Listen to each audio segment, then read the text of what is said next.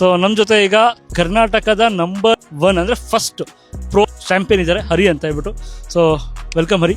So ಈಗ ನೀವು achievement ಮಾಡಿದ್ದೀರಲ್ಲ ಕರ್ನಾಟಕದಲ್ಲೇ ಫಸ್ಟ್ ನೀವು ಮಾಡಿದ್ದು, ಸೊ ಏನು ಫೀಲಿಂಗ್ ಆಯ್ತು? ಆ್ಯಕ್ಚುಲಿ ಹೇಳಬೇಕು ಅಂದರೆ ಕರ್ನಾಟಕದಲ್ಲೇ ಫಸ್ಟ್ ಅಚೀವ್ಮೆಂಟ್ ಮಾಡೋದು ನಾನೇ ಅಂತ ಹೇಳ್ಕೊಳ್ಳೋಕೆ ತುಂಬ ಖುಷಿ ಆಗುತ್ತೆ ಮತ್ತು ಹೆಮ್ಮೆ ಅನ್ಸುತ್ತೆ. ಅದನ್ನ ಹೇಳ್ಕೋಬೇಕು ಅಂದರೆ ಅದು ಫೀಲ್ ಅದು ಹೇಳ್ಕೊಳಕ್ಕಾಗಲ್ಲ, ಅದು ಅನುಭವಿಸಿದಾಗಲೇ ಗೊತ್ತಾಗುತ್ತೆ ಆ ಫೀಲ್ ಹೆಂಗಿರುತ್ತೆ ಅಂತ.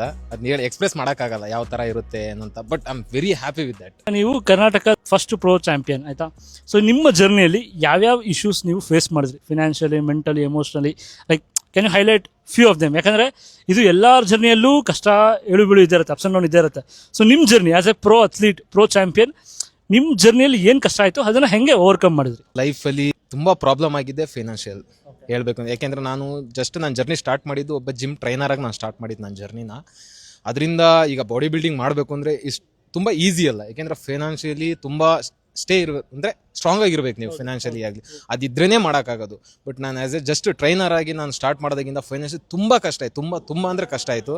ಅದರಿಂದ ಯಾವ ಲೆವೆಲ್ಗೆ ಕಷ್ಟ ಆಯಿತು ಅಂದರೆ ನೆಕ್ಸ್ಟ್ ನಾನು ಡಯಟ್ಗೆ ಏನು ಮಾಡಲಿ ಅನ್ನೋ ಲೆವೆಲ್ಗೂ ಕೂಡ ಬಂದಿದ್ದೀನಿ ನಾನು. ಅಷ್ಟು ಕಷ್ಟ ಆಗಿದೆ ನನಗೆ. ಬಟ್ ನನ್ನ ಫ್ರೆಂಡ್ ಆಗಲಿ, ನನ್ನ ಫ್ಯಾಮಿಲಿ ಆಗಲಿ, ಅವ್ರ ಸಪೋರ್ಟ್ ಇರೋದಕ್ಕೆ, ಎಸ್ಪೆಷಲಿ ನನ್ನ ಫ್ರೆಂಡ್ಸ್ ಹೇಳಬೇಕು ಅಂದರೆ ಅವ್ರು ಸಪೋರ್ಟ್ ಮಾಡಿದ್ದಷ್ಟು ನನಗೆ ಯಾರೂ ಮಾಡಲಿಲ್ಲ.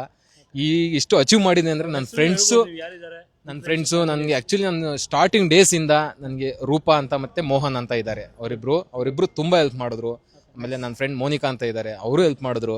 ಮತ್ತು ನನ್ನ ಫ್ರೆಂಡು ಅಮಿತ್ ಆಗಲಿ, ಮನೋಜ್, ರಾಘವೇಂದ್ರ, ಕಾರ್ತಿಕ್ ಎಲ್ಲ ಕೂಡ ನಮ್ಮ ಫ್ರೆಂಡ್ ಸರ್ಕಲ್ ತುಂಬ ಹೆಲ್ಪ್ ಮಾಡಿದ್ದಾರೆ ನನಗೆ. ನನ್ನ ಕೈಲಿ ಆಗ್ತಾ ಇಲ್ಲ ಅಂದಾಗಲೂ ಕೂಡ ನಾವಿದ್ದೀವಿ, ನಿಮಗೆ ಯಾಕೆ ತಲೆ ಕೆಡ್ಸ್ಕೊಂತೀಯಾ ಅಂತ ನಮ್ಮನ್ನು ಪುಷ್ ಮಾಡಿದ್ದಾರೆ. ಅದೇ ನನಗೆ ಅಚೀವ್ ಮಾಡೋಕ್ಕಾಗಿದ್ದು.